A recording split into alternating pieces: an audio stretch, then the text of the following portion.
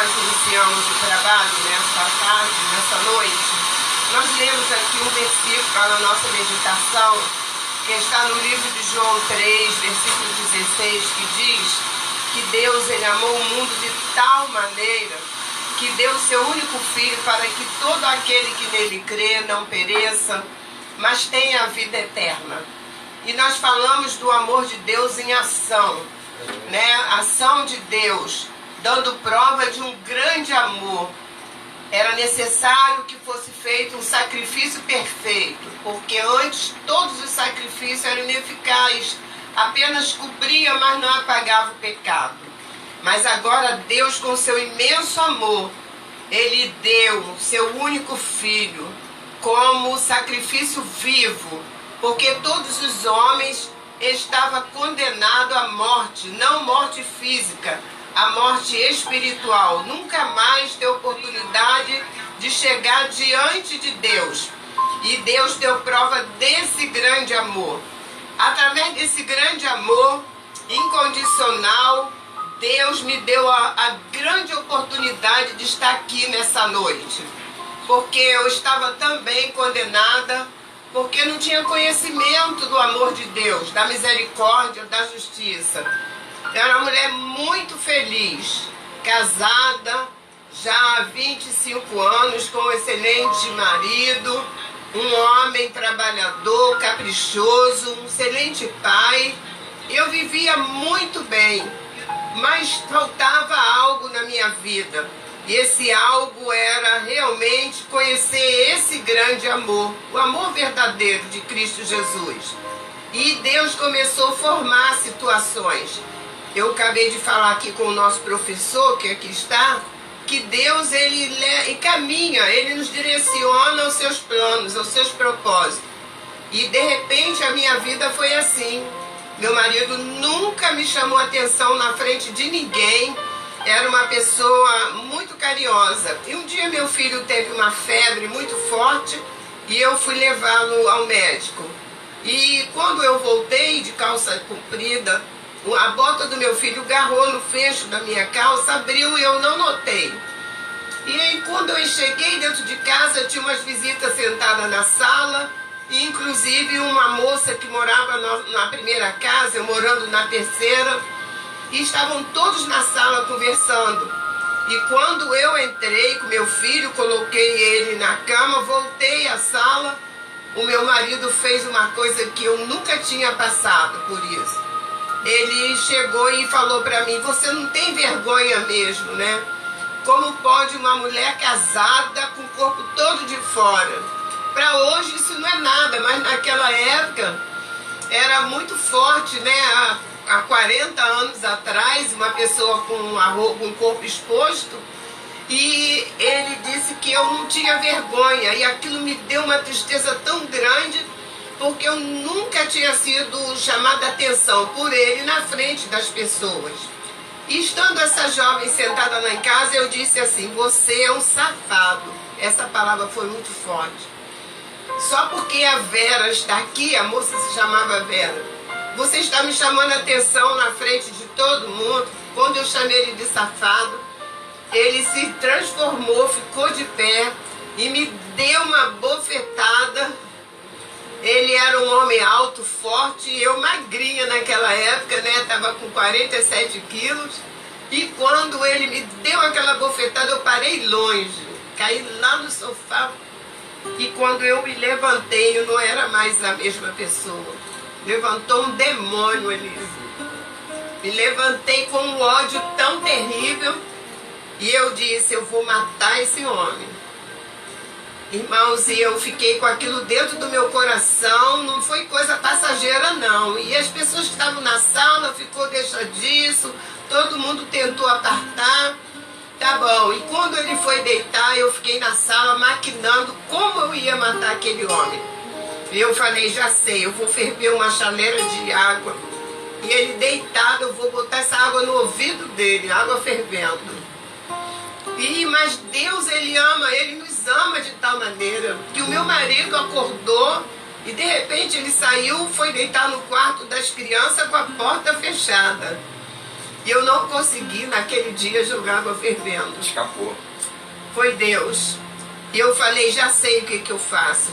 Naquela época, o veneno da época era formicida, né? E eu saí procurando formicida. Eu ia nas lojas de material de construção que vendia, onde vendia formicida, e eu chegava lá e dizia assim, é que na minha casa tem muita formiga, e eu preciso de formicida para matar a formiga. Só que eu tinha na época 26 anos, mas tinha cara de menina. E eles diziam assim, não, nós não vendemos formicida para criança, você é muito jovem. E eu não sou, eu tenho 25 anos, aqui está meu documento. Aí eles diziam para mim, não, aqui tem um remédio que é muito bom, mas não me vendia formicida, não consegui comprar em lugar nenhum. Falei, não tem problema, eu vou matar ele. E os dias foi passando. E nós lá em casa tínhamos arma. E era um terreno muito grande. E nós tínhamos um amigo que hoje é um juiz que está em Brasília. E ele nos ensinava a atirar. Botávamos aquelas latas de óleo assim e começava a atirar. Eu fui pegar essa arma para dar um tiro nele.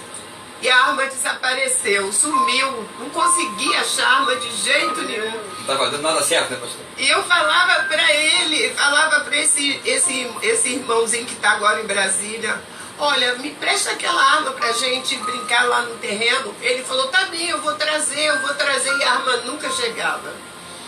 E o tempo foi passando, até que um dia meu marido chegou em casa, pegou as bolsas, botou a roupa dele dentro e foi embora. Saiu de casa. Quando ele saiu, eu entrei no maior desespero. E agora, o que eu faço? 3 crianças, casa, aluguel.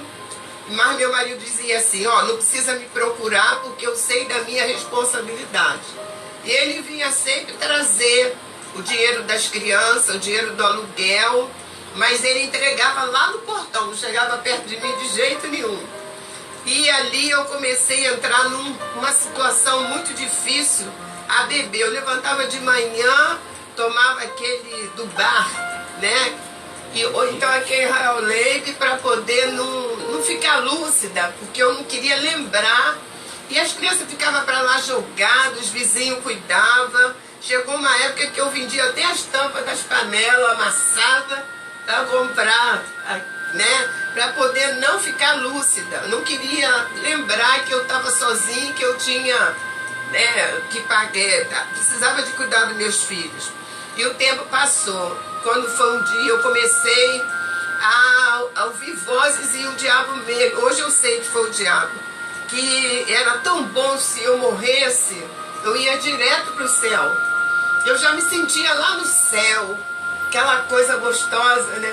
E um dia eu ouvi no rádio que uma mulher abraçou seus filhos ali na Washington Luiz e se jogou debaixo de uma carreta. E morreu ela e morreu as crianças. E aquilo ficou na minha mente, E um dia à tarde eu saí com esse propósito, vou fazer isso, vou jogar meus filhos debaixo da carreta e eu também me jogo, pronto, eu vou pro céu, acabou. Mas quando eu cheguei na praça da Vila São Luís, tinha uma tenda armada e os irmãos estavam fazendo um trabalho ali, a segunda igreja batista de Caxias fazia um trabalho ali. Chovia e a minha filha mais velha estava com 4 anos, o outro estava com 3 e o outro estava com 1 ano e 7 meses. Aí ela dizia assim para mim, mãe, sai da chuva. E ela me pegou pelas mãos e me colocou sentada num banco ali na praça. Eu nem sentia onde estava. Eu estava debaixo da tenda, que os irmãos estavam fazendo o trabalho. E o tema daquela tenda foi o que eu acabei de ler aqui, João 3,16. Deus amou o mundo de tal maneira que deu o seu único filho para que todo aquele que nele crê não pereça, mas tenha vida eterna. O tema é, o mais importante é o amor. E eu ali, totalmente fora de mim, com aquela obsessão de tirar minha vida. E um irmão, ele entendeu o que estava se passando comigo. Ele não fez barulho, não falou nada. só chegou perto de mim, me abraçou e falou assim: irmã, senta aqui. Quando ele botou a mão, me abraçou, eu voltei assim. Depois de muito tempo, ele me contou que Deus tinha mostrado para ele que eu estava com espírito suicida e ele estava expulsando. Quando ele botou a mão em mim, que me convidou para sentar no banco, foi quando ele expulsou e eu voltei a mim e vi a besteira que eu ia fazer. Aí eu caí em si, chorando, e ele me convidou a aceitar Jesus como Salvador. Ali eu... Posso falar um minutinho? Isso fica então caracterizado que muitas das vezes em que as pessoas se suicidam, elas são levadas pelo demônio do suicídio. Totalmente. Totalmente, né? Totalmente. Há um demônio que ele atua nesse sentido, depressão e desejo de suicídio. Porque a pessoa de si mesmo, ele não faz isso. Ele não faz. Eu me sentia já no céu. Era uma sensação, que eu quero dizer para as pessoas, tão assim, maligna, que eu estava me sentindo já muito bem, como se eu já estava entrando no céu, porque eu ia tirar a minha vida. E eu quero abrir aqui uma exceção e falar que ninguém tem direito de tirar a sua vida. A nossa vida pertence ao Senhor Jesus. É o único que tem direito de tirar, de dizer que chegou o final. Deus tem um plano na vida de cada homem. E Ele viu o que estava se passando, por isso me deu oportunidade. Eu quero dizer para você que está ouvindo esse programa, se o teu inimigo falou isso, que se você tirar a sua vida, acabou os seus problemas, eu quero dizer que não acabou, vai começar. Porque aquele que tira a sua vida nunca mais terá a oportunidade de chegar diante de Deus. Então, nessa noite, Jesus quer te dar vida e vida com abundância. Seja qual for o seu problema, eu quero dizer que Jesus tem solução. Ele fez isso comigo naquele dia. Naquela hora, aquele homem perguntou se eu queria aceitar Jesus. E eu estava com meu coração ardendo de desejo. Mas o inimigo se apresentou mais uma vez. E ele falou assim, na minha mente, se eu aceitar, esse irmão vai dizer que é por causa dele. Então eu não vou aceitar, mas eu queria aceitar. E eu vim para casa aquele dia e ele falou, ó, quarta-feira, isso era no sábado, nós temos programação na igreja, você está convidada. E eu falei no meu coração, quarta-feira eu vou lá e vou aceitar. E quando chegou na quarta-feira, eu fui ao culto. Acho que foi com a roupa inapropriada. Cheguei no culto naquela época, né? Hoje pode, mas naquela época eu não podia entrar na igreja batista, não entrava. De roupa de alça, de calça comprida, não entrava. Nem entrava. De jeito nenhum. Mas eles tinham uma sala, uma salinha que podíamos ficar ali assistindo o culto. E o presbítero chegou e falou para mim assim, irmã, sinto muito, mas a senhora não vai poder entrar no culto, mas temos uma salinha ali, a senhora pode ficar sentada ali assistindo o culto. Mas era terrível, era o inimigo mesmo trabalhando na minha vida. E eu gritei com o presbítero e disse, eu vou mostrar para o senhor se eu entro aqui ou se eu não entro. E eu vim para casa, eu morava na mesma rua da igreja, vim para casa. E quando cheguei em casa, a vizinha da casa 2, eu morava na casa 3. A vizinha da casa 2 morria de medo de mim quando eu estava atacada. Porque eu provocava ela o tempo todo, possessa mesmo. E nesse dia eu cheguei e gritei com ela, Marina! E ela veio me atender. Que foi, Celeste? Que foi? Me dá uma saia tua aí e uma blusa. Vou mostrar para aquele homem se eu entro ou se não entro. Vou entrar. E eu não tinha, eu só botava calça comprida, né, roupa assim, bem escandalosa naquela época. E ela me deu, e ela era bem forte e eu magrinha. Eu peguei a saia, botei um alfinete, dobrei a saia, botei a blusa e fui para lá. E chegando lá, eu cheguei e falei pro presbítero, eu não falei pro senhor que eu entrava? Eu entro ou não entro? Entra. Ele disse, seja bem-vinda, minha amada. Fica à vontade, Jesus te ama. E eu fui, entrei e assisti né? O culto estava desenrolando.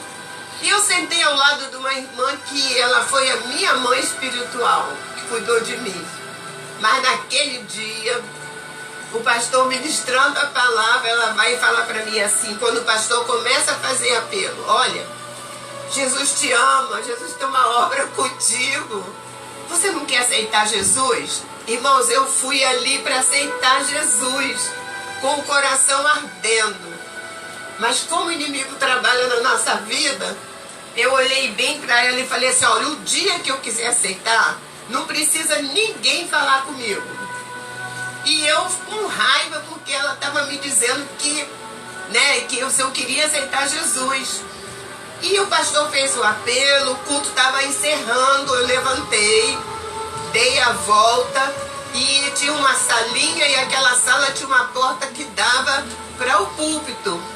Eu me abaixei lá atrás e fiz assim pro pastor: pastor, chega aqui. Aí o pastor chegou, né? Aí eu falei: eu quero fazer aquele negócio que o senhor falou. E ele perguntou: o que é? Aceitar Jesus? Mas para mim o pastor não ia falar nada para ninguém, era só entre mim e o pastor. Ele falou: ô irmã, Deus te abençoe. Me abraçou e me trouxe à frente e falou: igreja, igreja. Já ia dar bênção apostólica. Eu quero dizer para vocês que a nossa amada irmã aqui quer aceitar Jesus como Salvador. Irmãos, foi um dia lindo, uma cilada de Jesus, mas não fiquei com a raiva do pastor, porque eu não queria que ninguém soubesse. Mas Deus, Ele é fiel. E aquela irmãzinha teve o maior cuidado com a minha vida. Ela ia me buscar na minha casa para ir ao culto. Quando chegava lá, eu fazia tudo para atrasar. Eu não dava banho nas crianças. Eu fazia tudo o contrário, só para não... Eu não queria dar satisfação a ela. Essa mulher está me mandando. Mas, irmãos, foi a melhor coisa da minha vida. Hoje é uma irmã que eu tenho muito carinho, né? Ela está muito enferma, nós vamos até apresentá-la em oração, mas ela teve todo o carinho comigo, cuidado, até o Senhor me libertar totalmente. E com o passar do tempo, um dia eu quero falar para as pessoas que pensam que a sua vida terminou por um problema, uma situação. Quando passou um tempo, meu esposo veio em casa trazer dinheiro para as crianças. E eu falei para ele: entra que eu quero conversar contigo. A senhora já tinha aceitado Jesus? Aceitei. Já estava firme? Estava firme. Ou estava só meia boca? Não, estava firme já. Firme mesmo, o Senhor fazendo que a regeneração vai passando, né, com o tempo. Mas eu já estava convicta do que eu queria, que era Jesus como Salvador. E ele foi lá levar o dinheiro das crianças e eu pedi que ele entrasse. E ele entrou com muita preocupação, achando que eu estava armando uma cilada, né? Será que ainda não? Será que ainda não passou o desejo de me matar? Mas eu pedi perdão a ele por tudo que eu tinha feito. E lembrei ele que quando nós estávamos namorando, eu disse que não queria ter a vida que eu tive dentro da minha casa com meus pais, nem que ele teve com os pais dele, que foi vida de briga, de confusão, né, no meio dos meus pais. Ele também teve um pai muito grosseiro e nós fizemos um pacto que nossa vida não seria assim. A senhora então já veio de um lar de constantes brigas, confusão entre os pais da senhora? Isso. Já veio, né? E ele também, né? É, ele também. É como se fosse uma maldição hereditária, né? Isso. Que vai passando. Um morre e já vai entrando pro outro e vai dando continuidade. O pai né? dele batia na mãe dele, meu pai não batia, mas eram discussões constantes, né? E eu fiz esse propósito, que na minha casa não iria existir isso. E Deus, eu falei com ele, lembrei dele, lembra das nossas promessas? Aí ele falou: mas a culpa é sua. Sabe que ele tem mania, né, de um botar a culpa no outro. E eu pedi perdão e ele voltou, mas ficou no quarto das crianças, porque ele tinha medo, que ele achava que eu ainda tinha alguma coisa na minha mente. Mas eu quero dizer para os irmãos que Jesus me libertou totalmente.